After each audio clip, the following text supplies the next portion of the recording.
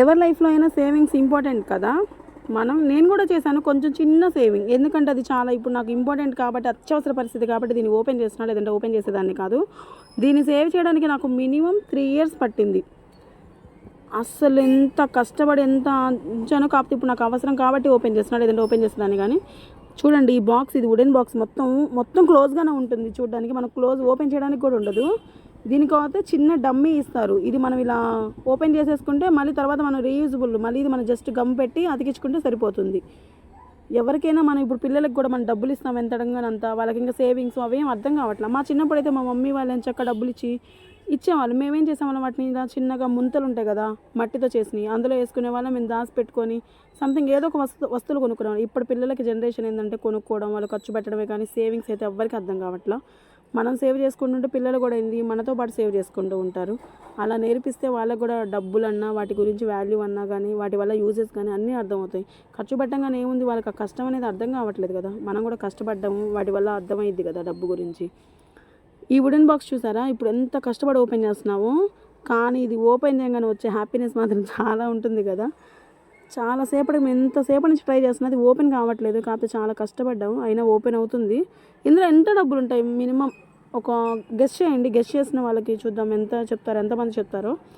కాకపోతే ఆల్మోస్ట్ ఇందులో మేము 3 years నుంచి చేస్తామంటే డైలీ వేయము, ఎప్పుడో ఒకసారి అలా సేవింగ్స్ చేస్తూ ఉన్నాం. కాకపోతే ఇది చాలా ఇంపార్టెంట్ పనికి తీస్తున్నాను నేను డబ్బులు.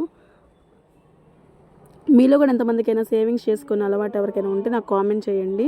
అలానే మా ఛానల్ని కొంచెం సబ్స్క్రైబ్ చేయండి, వ్యూస్ కాకుండా సబ్స్క్రైబ్ చేయండి. మమ్మల్ని కూడా కొంచెం ఎంకరేజ్ చేస్తే బెటర్ కదా. సబ్స్క్రైబ్ చేయండి. మీరు కూడా చూసారు కదా, ఈ డబ్బులు ఎంత వాల్యూ అయినా, ఒక మనిషికి వాల్యూ ఇవ్వాలని, ఒక మనిషికి వాల్యూ లేకపోయినా కానీ డబ్బు వల్లే అంటారు మెయిన్.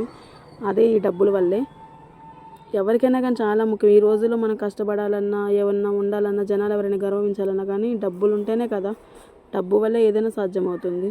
నిజంగా కొన్ని రిలేషన్షిప్స్ కానీ, బంధాలు కానీ, ఏవైనా కానీ డబ్బులు ఉంటే వీళ్ళు ఏం చేసినా కానీ ఓకే వీళ్ళు డబ్బులు నాలుగు మంచోళ్ళు వీళ్ళు మాట్లాడతారు. అదే మన దగ్గర డబ్బు లేకపోతే ఆఖరికి బంధువులు కూడా మాట్లాడే రోజులు కాదు ఇవి మనకి.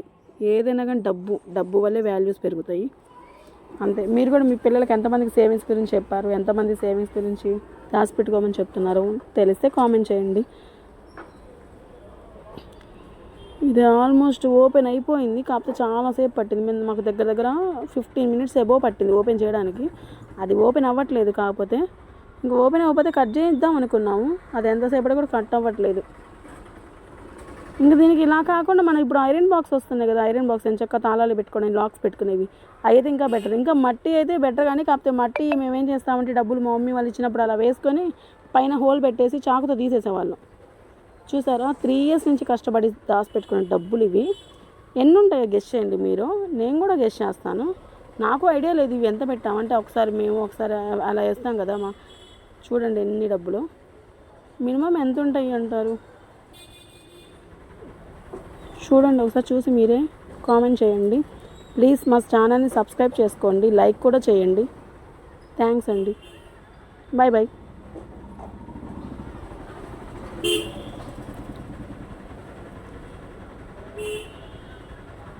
మా 3 years కష్టార్జితం ఈ సేవింగ్స్ అంతే.